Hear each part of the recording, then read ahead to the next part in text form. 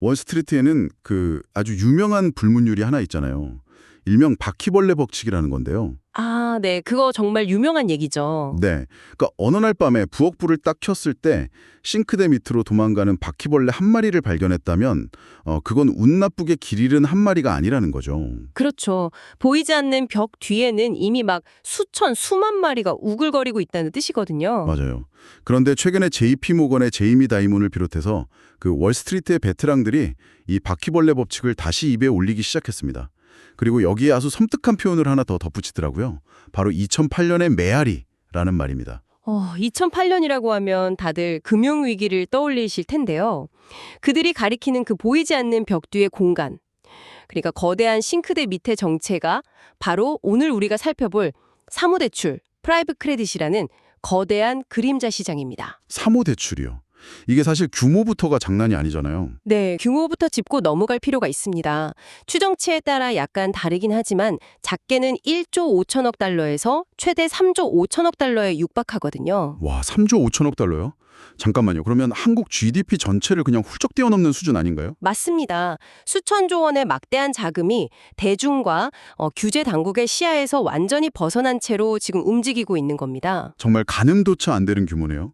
경제 뉴스 챙겨보시는 분들은 아마 최근에 이 사모대출이라는 단어를 하루가 멀다 하고 들으셨을 거예요. 네, 요새 가장 핫한 주제 중 하나죠. 그런데 도대체 왜 우리가 아는 평범한 은행이 아니라 이름도 낯선 사모펀드들이 기업에 직접 돈을 빌려주고 있는 건지 그 구조 자체가 초보자분들 입장에서는 좀 기이하게 느껴지실 수 있거든요. 사실 그게 가장 핵심적인 의문이죠. 왜 은행이 안 하고 사모펀드가 하는가? 네, 그래서 이번 심층 분석에서는 배움을 즐기시는 여러분을 위해 이 부분을 완벽하게 해체해 보려고 합니다. 이게 단순히 시장의 뭐랄까 일시적인 노이즈인지 아니면 거대한 경제 지각 변동의 전조인지 명확하게 파헤쳐 보겠습니다. 좋습니다. 이 상황을 제대로 이해하려면, 그 지금의 위기감을 이해하려면 일단 2008년 글로벌 금융위기 직후로 시간을 좀 거슬러 올라가야 합니다. 아, 2008년이 모든 것의 시작이군요. 네, 맞아요. 사모대출 시장은 사실 그 위기가 만들어낸 아주 직접적인 부산물이라고 할 수 있거든요.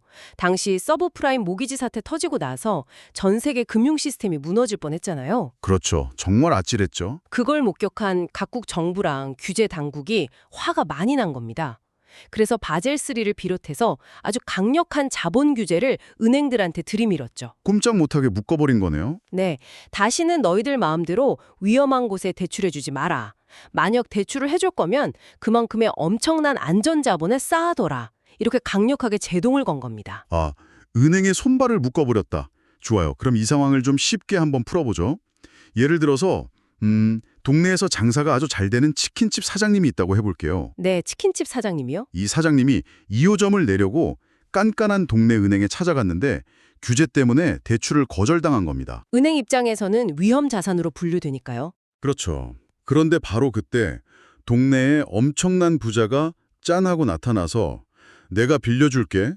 대신 은행보다는 이자를 훨씬 더 쳐서 내야 해. 이렇게 제안하는 상황인 거잖아요. 정확한 비유입니다. 그 동네 부자가 바로 블랙스톤, KKR, 아폴로 같은 거대 사모펀드들인 거죠. 아, 그 거물급 자산운용사들이 치고 들어온 거군요. 네, 맞습니다. 다만 이 일이 치킨집이 아니라 수천조 원 규모의 거대한 기업 단위로 벌어지고 있다는 게 핵심입니다. 은행들이 규제 때문에 마음껏 돈을 못 빌려주니까 시장에 어마어마한 대출의 공백이 생겼고 사모펀드들이 그 진공 상태를 뚫고 들어온 겁니다. 돈이 필요한 기업은 많은데 은행 문은 닫혔으니 사모펀드 입장에서는 완전 기회였겠네요. 그렇죠. 신용 등급이 좀 낮거나 비상장인 중소기업, 중견기업들한테 은행 대신 대출을 해주는 겁니다. 그런데 여기서 진짜 근본적인 궁금증이 하나 생깁니다. 은행이야 뭐 우리가 맡긴 예금으로 대출을 돌린다고 치지만 사모펀드들은 예금을 받는 곳이 아니잖아요. 네, 은행처럼 수신 기능이 없죠. 그러면 그 수천조 원이라는 막대한 자금, 그 돈 많은 부자 역할을 하기 위한 돈은 도대체 어디서 보여오는 건가요? 아주 중요한 포인트입니다. 이 자금의 출처를 따라가 보면 연기금, 보험사, 그리고 고액 자산가들이 등장합니다. 아, 굵직굵직한 기관 투자자들이군요. 네, 생각해 보시면 지난 10년이 넘는 시간 동안 우리가 초저금리 시대를 살았잖아요. 그렇죠. 이자가 거의 제로였으니까요. 맞아요. 그러니까 이 기관들 입장에서는 안전한 국채나 예금에 돈을 넣어둬봐야 수익이 거의 안 나는 거예요.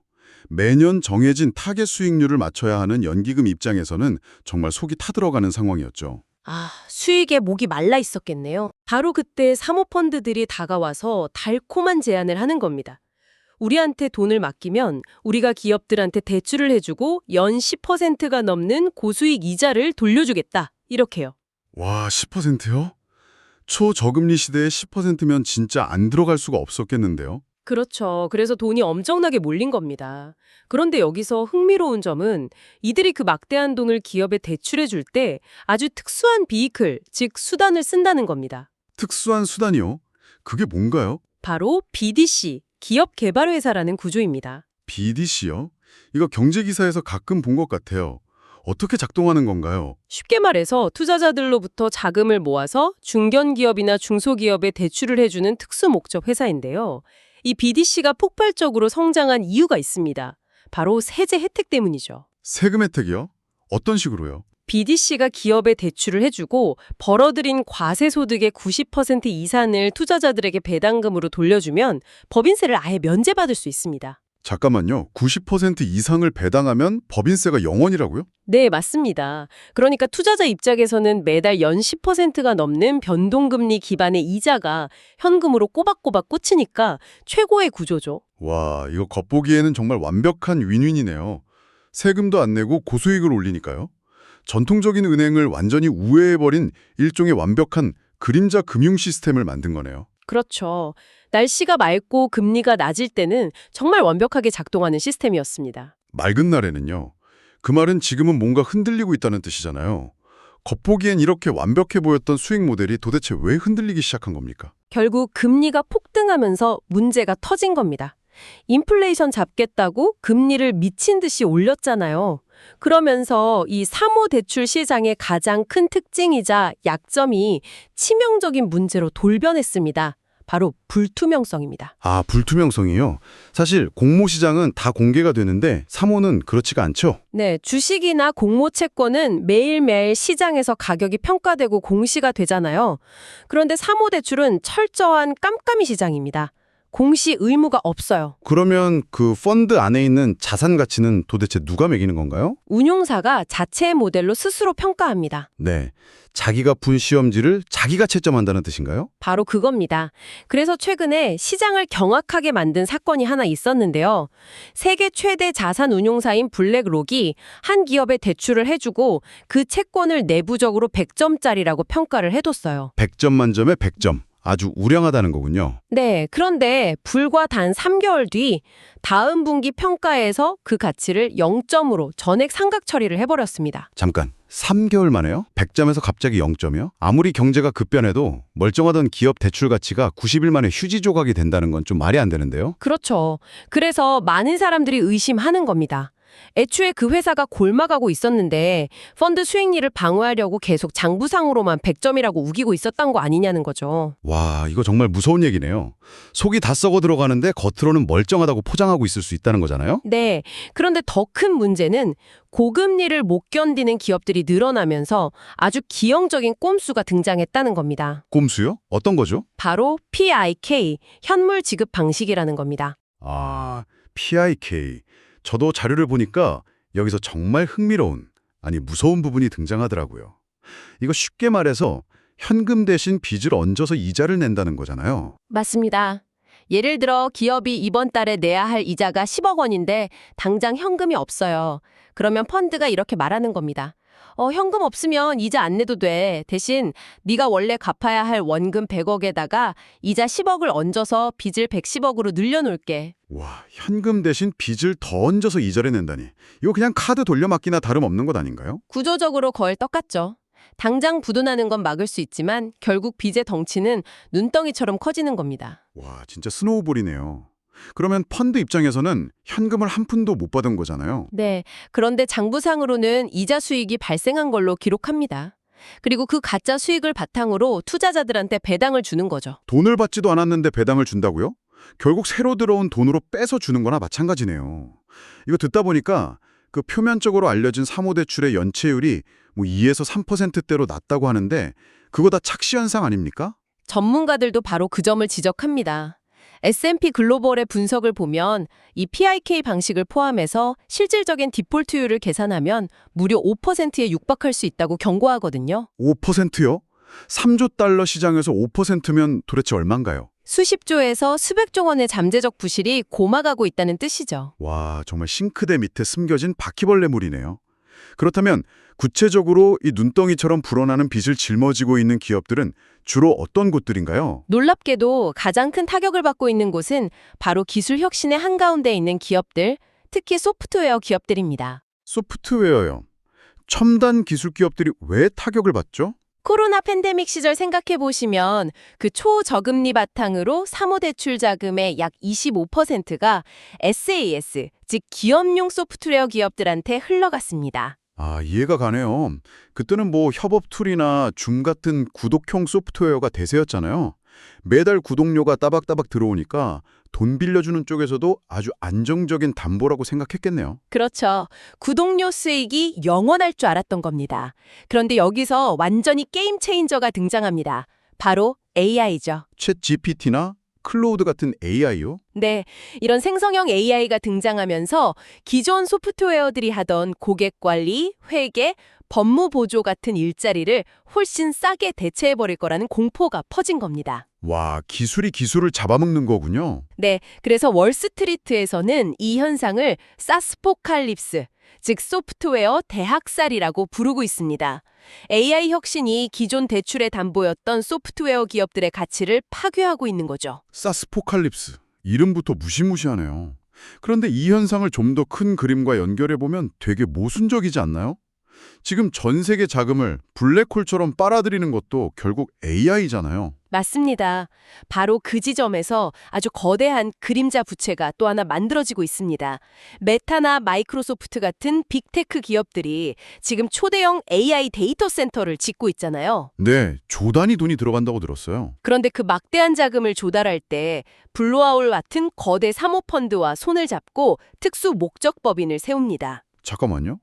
메타 같은 돈 많은 빅테크가 왜 굳이 이자도 비싼 사모대출을 쓰는 거죠? 그냥 은행 대출 받거나 자기 자본 쓰면 되는 거 아닌가요? 왜냐하면 그 조 단위의 부채를 자기들 장부에 올리고 싶지 않기 때문입니다. 그래서 특수목적법인이 사모대출로 빚을 내서 데이터 센터를 짓고 메타는 임대료만 내는 방식을 쓰는 겁니다. 아, 철저하게 부의 부채, 그러니까 장부 바깥으로 빚을 숨겨버리는 거군요. 네, 맞습니다.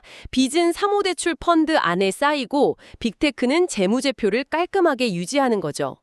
그런데 아까 말씀하신 것처럼 AI라는 기술 혁신이 한쪽에서는 기존 대출 담보를 파괴하고 있는데 다른 한쪽에서는 감가상각 주기가 3년에서 6년밖에 안 되는 새로운 인프라에다가 막대한 부채를 쏟아붓고 있다는 엄청난 모순이 생기는 겁니다. 와, 이거 진짜 섬뜩하네요.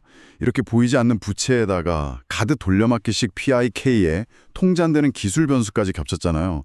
결국 투자자들 입장에서는 불안해서 견딜 수가 없겠는데요. 그래서 결국 공포 심리가 폭발하는 결정적 사건이 발생합니다. 바로 펀드런 조짐입니다. 펀드런요? 은행에 뱅크런 나듯이 펀드에서 돈 베겠다고 사람들이 몰려든 건가요? 네, 굴지의 자산운용사인 블루아울이 운영하는 비상장 BDC 펀드, OBDC2라는 곳에서 환매 요청이 몰렸습니다. 보통 이런 펀드들은 유동성을 지키려고 분기마다 전체 자산의 5%까지만 돈을 빼준다는 환매 한도를 걸어두거든요. 5% 한도요? 네. 그런데 환매 요청이 이 5%를 초과해서 7.6%까지 치솟은 겁니다. 그러자 블루아울이 즉각 환매를 중단해버렸습니다. 문을 잠가버린 거죠. 와, 결론적으로 이게 무슨 의미일까요? 극장에 불이 났다는 소문이 막 돌아서 사람들이 출구로 달려가고 있는데 문은 한 번에 딱 5%의 사람만 나갈 수 있게 열려 있는 셈이네요. 아주 정확한 비유입니다. 주식과 달리 사모대출은 분기에 한 번만 가격이 업데이트 되잖아요. 그러니까 투자자들은 죄수의 딜레마에 빠지는 겁니다. 내가 늦게 나가면 좋은 자산은 다 팔리고 결국 불타는 쓰레기 채권, 부실 채권만 떠안게 될 거란 공포가 지배하겠네요. 맞습니다. 먼저 탈출해야 한다는 심리 때문에 환매가 급진하는 거죠. 심지어 지금 헤지펀드들이 갇혀있는 투자자들한테 다가가서 33% 할인된 가격에 네 지분 나한테 넘겨라 이렇게 제안하는 극도의 심리적 붕괴 현상까지 관찰되고 있습니다. 환매 중단의 펀드란까지. 이쯤 되면 여러분의 머릿속에도 자연스럽게 가장 두려운 질문 하나가 떠오르실 겁니다. 저도 마찬가지고요. 전문가님, 그래서 2008년 글로벌 금융위기 같은 사태가 진짜 다시 오는 건가요? 당장 내일 주식 다 팔고 도망쳐야 합니까? 이 시점에서 아주 중요한 질문을 던져봐야 하는데요. 결론부터 말씀드리면 2008년 같은 급성 시스템 붕괴가 당장 터질 확률은 낮습니다. 불투명성이나 유동성 꼬이는 건 2008년이랑 닮았지만 결정적인 차이가 있거든요. 어떤 차이요? 2008년에는 은행들이 직접 30배씩 레버리지를 일으켜서 투자를 했잖아요. 그래서 타격을 입자마자 전 세계 신용이 일시에 동결됐었죠. 네, 그때는 진짜 핏줄이 막힌 느낌이었죠. 하지만 지금 사모대출은 레버리지 비율이 낮습니다. 규제상 최대 200 미만이고 보통 1배 수준이거든요.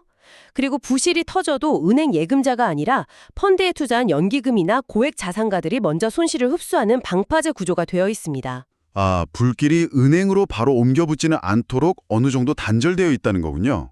네, 하지만 그렇다고 시스템 붕괴가 아니니까 안전하냐? 절대 그렇지 않습니다. 또 다른 위험이 있나요? 은행도 이 펀드들에 간접 대출을 해준 익스포저가 14%가량 존재하고요. 더 중요한 건 사모대출 시장의 자금줄이 마르면 중소기업과 스타트업으로 가는 돈줄이 완전히 끊긴다는 겁니다. 아, 빚을 연장 못한 기업들은 푸사를 멈추고 사람들을 해고하겠네요. 맞습니다. 급성 심장마비는 아닐지 몰라도 고용 둔화와 경기 침체로 서서히 그러나 아주 확실하게 실물 경제의 숨통을 조여올 겁니다. 주식시장의 거시적 압박, 특히 성장주의 밸류에이션 하락으로 이어질 수 있죠. 와, 결국 사무대출은 은행의 빈자리를 채운 훌륭한 혁신이었지만 지난 10여 년간의 돈이 흔했던 호시절이 끝나면서 첫 번째 진짜 생존 테스트를 치르고 있는 거군요. 그렇습니다. 고금리와 AI라는 거대한 파도를 동시에 맞고 있는 셈이죠. 네, 여러분. 오늘 들으신 내용이 당장 내일 주식을 다 팔고 도망쳐야 할 폭탄은 아닙니다. 하지만 블랙스톤이나 블루아울 같은 거대 운용사의 주가 흐름, 그리고 BDC의 환매 중단 뉴스 같은 것들은 여러분의 포트폴리오, 특히 미국 빅테크와 성장주에 보이지 않는 중력을 행사할 핵심 지표가 될 겁니다. 투자는 공포가 아니라 보이지 않는 것을 먼저 보는 사람이 이기는 게임이니까요. 네, 싱크대 밑에 바퀴벌레를 먼저 발견하고 대처하는 게 중요하죠. 맞습니다. 오늘 심층 분석을 마치며 청취자 여러분께 이 도발적인 질문을 하나 던지고 싶습니다. 만약 AI 발전 속도가 너무너무 빨라서 기업이 막대한 돈을 빌려 산 소프트웨어나 데이터 센터 장비가 대출 만기가 오기도 전에 구형 고철이 되어버린다면 어떨까요? 기술의 진보 속도가 금융의 대출 만기 시계보다 빨라지는 시대. 과연 우리는 무엇을 안전한 담보라고 부를 수 있을까요? 여러분 스스로 한번 질문해 보시기 바랍니다. 오늘 심층 분석은 여기까지입니다.